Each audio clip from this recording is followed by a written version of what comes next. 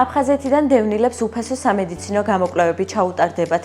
12 ოქტომბერს აფხაზეთის ავტონომიური რესპუბლიკის ჯანმრთელობისა და სოციალური დაცვის სამინისტროს ორგანიზებითა და აკადემიკოს გულიკო ჩაფიძის სახელობის გადაუდებელი კარდიოლოგიის ცენტრის მხარდაჭერით დევნილ პირებს უფასო სამედიცინო მომსახურება გაეწევათ. ბენეფიციარები სამედიცინო აქციის ფარგლებში მიიღებენ შემდეგ მომსახურებებს, როგორიცაა კარდიოლოგის კონსულტაცია, ელექტროკარდიოგრაფია, ეკოკარდიოსკოპია, გლუკოზისა და საერთო ქოლესტერინის განსაზღვრა სისხლში, თერაპევტისა და ნერვოლოგის კონსულტაცია, ასევე ექიმის დანიშნულების შესაბამისად გაიცემა მედიკამენტები.